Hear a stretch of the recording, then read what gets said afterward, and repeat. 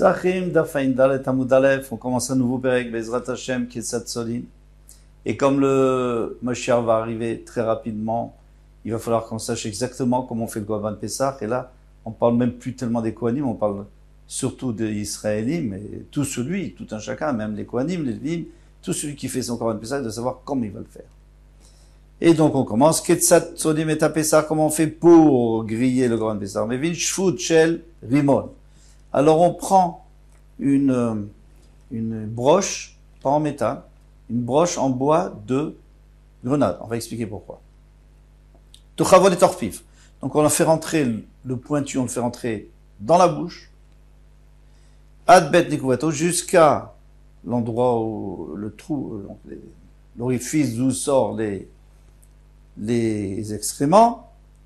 Venoten, on l'a bien lavé bien avant, bien sûr. Venoten est grave, et les pieds, on les met à l'intérieur. Vet bnemeav, et ainsi des intestins, les torchons à l'intérieur du Rabbi Yossi Agdili, selon Rabbi Yossi Agdili, on fait tout cuire en même temps.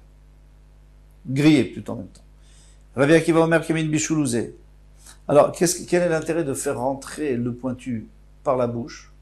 C'est qu'on va faire avancer jusqu'à l'extérieur, jusqu'à l'orifice externe. Et donc, le pointu sera vers l'arrière de l'animal, et le bout qui est bien épais sera vers l'avant.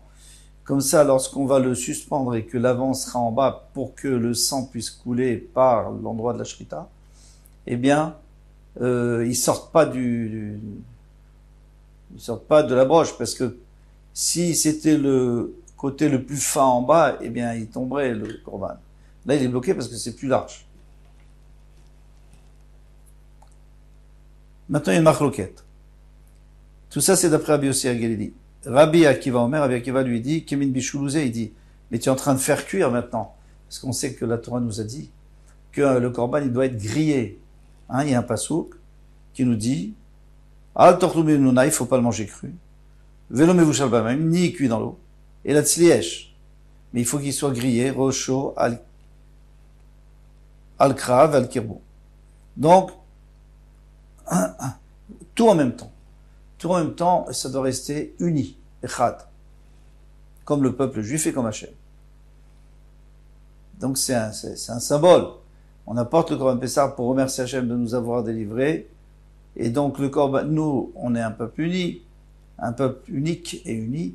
Hachem est unique et le Korban, il est uni. Et là, Tolin, Chutzalo. Alors lui, ça le dérange Rabbi Akiva, parce qu'il dit, si tu mets à l'intérieur, donc c'est comme une casserole. Alors il est vrai que l'extérieur du korban va être grillé, c'est évident. Mais ce qui est à l'intérieur, ça va bouillir. Parce qu'il y aura du jus. Ça c'est interdit. Et la tsoline est appelée Sachalash. Et la tonine Chutzalo. Alors il faut tout mettre à l'extérieur. Les intestins, les pieds, tout ça on les met à l'extérieur. Pour que, à l'intérieur, il n'y ait rien. Il n'y ait rien à l'intérieur. Après, on continue. On ne peut pas le faire griller sur une broche en métal. Velola Askalan, ici une grille en métal, parce que automatiquement, il ne sera pas cuit totalement par le feu, mais il sera aussi cuit par la chaleur du métal. Et la Torah nous a dit qu'il doit être seliesh, il doit être cuit au feu uniquement. Rabbi Tzadok, Rabbi Tzadok dit qu'il y avait une histoire avec Rabbi Gamliel, Shamar le Taviavdo, il a dit à Tavi, son serviteur Tsé, sort, ou Tsé l'anour, il va nous faire griller ta Pessah à la Askala sur la grille. Alors ça, il faudrait expliquer que c'était une grille spéciale où ça ne touchait pas, le korban ne touchait pas la grille. On verra ça plus loin. Gemara, venez chez le Matechet, la Gemara demande pourquoi on ne ferait pas avec du métal. Parce que le côté donc qui va toucher le feu, le bout en bas de la broche, elle va chauffer. Et ça va chauffer tout, puisque le métal transmet la chaleur très très rapidement. Vous mettez une casserole sur le feu, même si vous mettez un côté de la casserole, l'autre côté est déjà bouillant. Veka mitve b'chmata shifud. Alors maintenant le korban il va cuire aussi grâce à la broche en métal. La Torah dit, il faut que ça soit du feu, grillé au feu directement et pas par autre chose. Venez chez le déquel.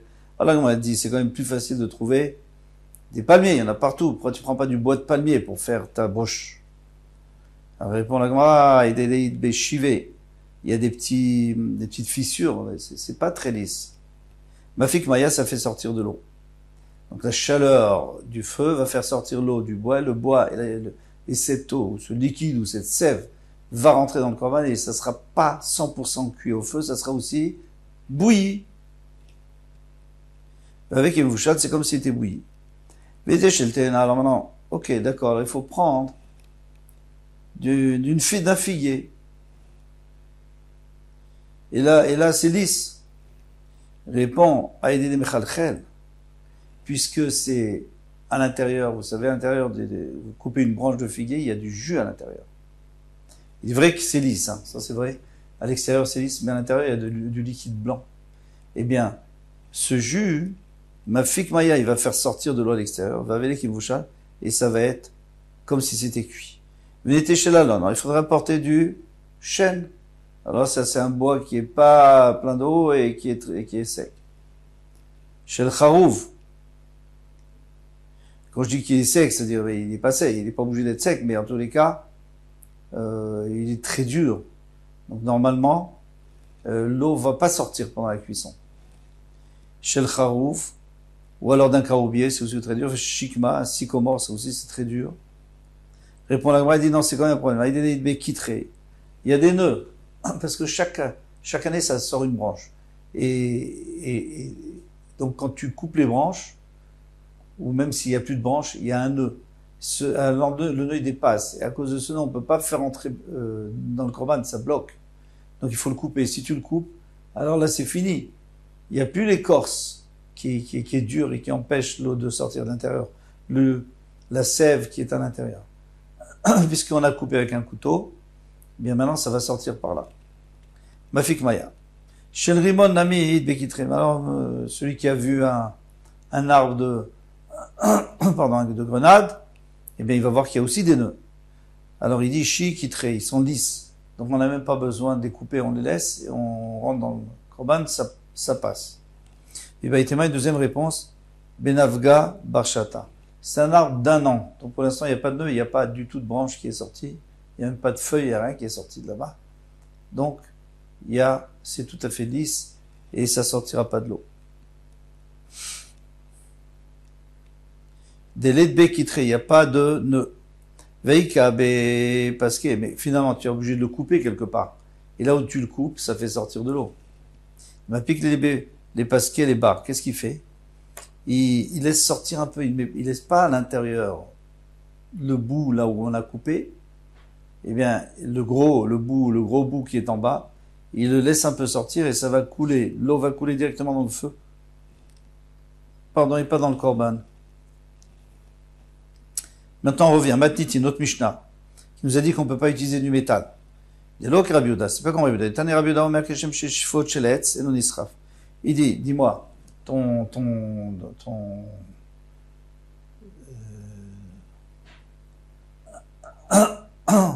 Shfod, ta broche en grenade, d'un arbre de grenade, ça c'est bon pour toi? Ok. Dis-moi, elle brûle ou elle brûle pas? Elle brûle pas. Pourquoi elle brûle pas? Parce qu'elle est protégée par l'animal. Sinon, elle devrait brûler à la chaleur du feu. Alors moi, je te dis que Karch Futchel matériel dans le martyr. Moi, je te dis que la broche en métal, elle est aussi protégée par l'animal et donc elle est pas en contact avec le feu, donc elle ne devient pas bouillante. Et donc elle cuit pas. À un moment donné, on dit Zechamiksato Chamkulo, mais Zechamiksato Eno Chamkulo. Il dit en effet, tu es obligé de laisser un peu sortir en bas pour pas que ça tombe. Eh bien, le bois, c'est pas grave. Ça dérange personne. Ça va un peu noircir en bas. Tandis que le métal, ça va chauffer tout l'intérieur puisque ça se transmet la chaleur. Mais noten grave. On avait dit qu'on mettait les pieds, les intestins, etc.